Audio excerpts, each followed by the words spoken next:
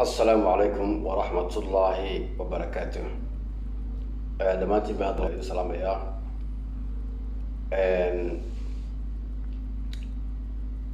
ما أنت وحى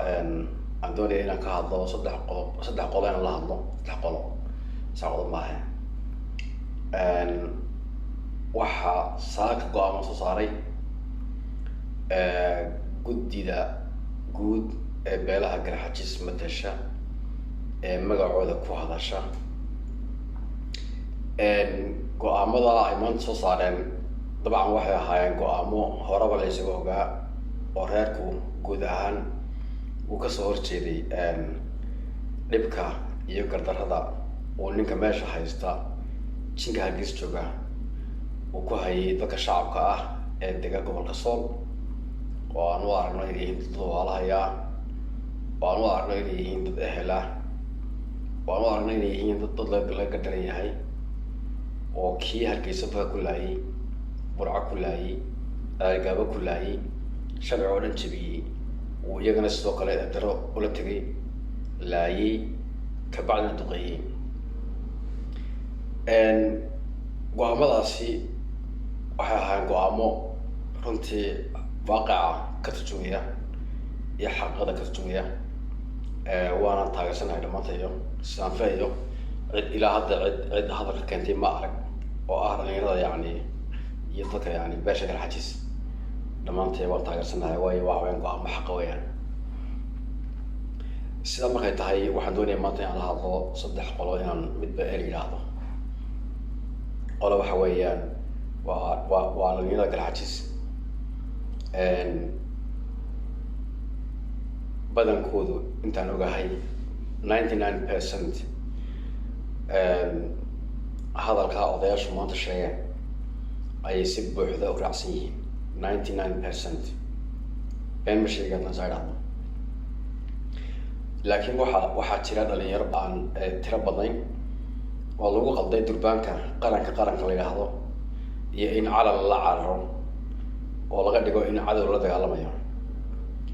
inkasta oo dadka laynaya la weeraraya ay shacabka reer Soomaaliland ka mid yihiin anoo soo aaminsan weeyaan waa laga yaabaa inay dadka walaalaha yahay dulmi ku dhacay qaarkood ay arrinta ay gudoo yihiin laakiin anoo soo aaminsanahay dadka la xasuuqayo ee laynaya wada walaalaha qofka dad reer Soomaaliland la laynayo calanka Soomaaliland u qaataana waa diis idab daran akhlaaq daran dadnimo daran qaranka sheegayna aan fahansanin wuxuu yahayba oo qaranka oo yaqaana ama reerkiisa qaranka oo yaqaana ama qaranka oo yaqaana dayuuska Hargeysa dhex fadhiya ee dadka leeyahay kuwaas waxaan leeyahay go'aamada maanta soo saareen guddiga garxajis ayaa reerkan garxajis la yiraahdo go'aan ah kuwaas ayaa waxa aan ku soconayno kuwaas ayaa waxaan ku dhaqmayno qofkii ka leexda ee ka hor yimaada ee ama la arko isagoo calan la hordaya ama qaranka loo yeedhinayo waa dayuus garxajisna maaha waa dayuus weeyaan waa ay wadada akhlaaq xun wadada liita anaga naga mid aha marka waxaan leeyahay dhalinyarada intii caqli lahayn arrintaas haddii aad gasheen ka noqda kana joogsada qodobka waxaan leeyahay dhalinyarada beesha garxajis baan leeyahay odayaasha warkooda waa cad yahay iyo siyaasiga qodobka labaad waxaan leeyahay beesha habar jeclo guud ahaan dhalinyaro iyo yari weynba iyaga si gaar ah la hadlaya beesha garxajis iyo beesha habar jeclo waa labada beelood ee isaaqa ah ee dhul baahante ay dhiig dhul iyo dadba wadaagaan waa labada reer ee dhul baahante ay waalaha yihiin rasmiga ah marka laga yimaado yani dadwada guud laga yimaado labada reer waxa weeyaan labada reer ee dhul baahante wax kasta ka dhaxeeyaan sidaa awgeed waxaan doonayaa inaan idhaahdo garxajis warkiisi waa cadaystay warkiisi waa cad yahay waxa weeyaan in aanan qayb ka noqonin dulmiga iyo gardarrada iyo akhlaaq xumada iyo edeb darrada uu Muuse Biixi ku hayo reerka laga bahantay dilka iyo xasuuqa qayb in aanan ka noqonin sababaha aanu qayb uga noqoninay marka laga yimaado bini'aadamnimada marka laga yimaado walaalnimada iyo ehelnimada marka laga yimaado Soomaalinimada laga yimaado sababaha aanan qaybta uga mid noqon waxa weeyaan qodobka koowaad ee waa dulmi oo qadar wax ay kasbadeen maaha waa qodobka labaad ee mustaqbalka dadka isku soo haraya dadka wax ka dhaxayaan dadka ehelkoodii laba dhinac ku dhimanayaan xaggaana ehel ka joogo xaggana ehel ka joogo ee labadooda guriba baroota ka baxaysa waxa weeyaan garxajis hawar jeclo iyo dhubaanti waayo dadka kale ee waddanka degan in ay si uun laftigooda soo gaadhaan laakiin dadka laga yaabo in muxuu ahaa boqolkiiba 50 qof kasta oo bari dego hawar jeclaa qof kasta oo bari dego garxajis ah qof kasta oo dhulbahanta ah oo ahad boqolkiiba 50 waxaa laga yaabaa inay ehel yihiin ehel ka hadlamaayo kii guud ka hadlamaayo waxaan ka hadlayaa inay yihiin ehel yihiin oo xaggaana walaashii joogto walaalkii joogo inaaftigii joogo adeerkii joogo eedadii joogto oo dad ehel ah marka sabab aad ehelkaaga u dishaa ama aad dilkiisa u taageertaa meesha ma taalo waa qodobka labaade marka hadhowto wax dhacaan dagaal ku dhamaanaya dagaal weligii ma soconaya dagaalku maalmo wuxuu dhacayaa maalmo waana la kala tegayaa waana la isu iman doonaa qaab kastoo la isu yimaadaba laakiin dagaalku ma ku dhamaado ama waxaa iman doonta heshiis dhab ah iyo isjacayl iyo wada deganaansho iyo wada noolaasho ama waxaa iman doonta utun iyo cudur raaga oo in badan socda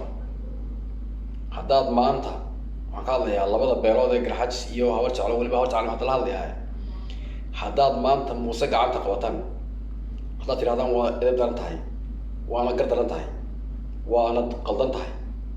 ee faraha ka qaad oo jooji xasuuq jooji haddii aad tirahdaan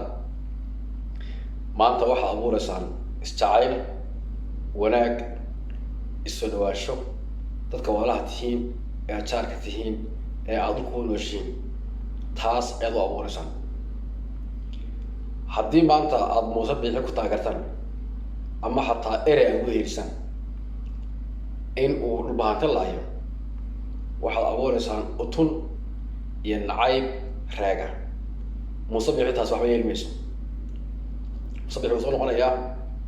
xashin buu aadaya Muuse xashin buu ka yimid xashin dhulbahanta isma yaqaanaan dadka wax ka dhaxaya waa idinka dadka dhulbahanta wax ka dhaxaya waa idinka maanta idinka ayaa abuuri karaa ama long term enmity ama cadaawad waqti ba qaata idinka abuuri karaa ama isjacayl iyo wanaag iyo heshiis iyo soo noqosho idinka ayaa abuuri karaa gacantiina ay ku xiran tahay iyo gacanta garxajis marka idinka ayaa maanta loo baahan yahay inaad tallaabada garxajis qaaday mid lamida qaadaan Muusena aad tirahdaan boos iyo kir oo aad ka joogsataan gardarrada u wado intaana waxaa odhanaya beesha hawar jeclaa odhanaya qolada saddexaad aan la hadlaya waxa weeyaan beesha dhulbahantay iyo dhalinyarada aqoon-yahan ha noqoto dhalinyaro noqoto oday ha noqoto ilmaa la reer sidaa maanta baad arkaysaan sida ka muuqata dhalinyarada isaaq 75% dadku ma taageersano dulmigeena of course dad badan baa ayaa iska aamusan oo dayuuska meesha jooga ka baqanaya oo aamusan hase yeeshee dilkiina iyo maagitaankiina iyo gadarada laydinku hayo iyo dulmiga laydinku hayo ma taageersan dadku ma taageersana. sida maanta waxaana caddaynaya oo caddayn idinku filan go-aanka maanta ay qaadatay beesha Garxajis waxaa caddayn idinku filan in badan ay ka hadleen dhalinyaro badan oo ama Garxajis ha noqdaan ama habar jecel ha noqdaan ama reer kale oo isaaq ha noqdaan go-aamada yani hadalka badan ee ay la hadlay ayaa taasna caddayn idinku filan in aanay isaaq idin soo duulay oo doonaya inuu idin laayo oo ku heshiiyey aanu jirin waxaa idin leenayaa ay tahay uu yahay ninka daalimka ah ninka eed daran inuu kaa yahay ayaa idinku filan caddayn idinana idinku filan. marka waxaan leeyahay walaalayaal way maadareeyaan arrintaas in aad qabiileysaan oo aad tidhaahdaan isaaq waan usoo duulay ilmaadeerayaal wanaag inama horseedayso inama anfacayso dhammaanteen baa inaga isku duubana dad ah oo aan meel kala tegaynin oo isku dhul joogna arrintaasi inama anfacayso. marka waxaan soo jeedin lahaa walaalayaal arrintaa ha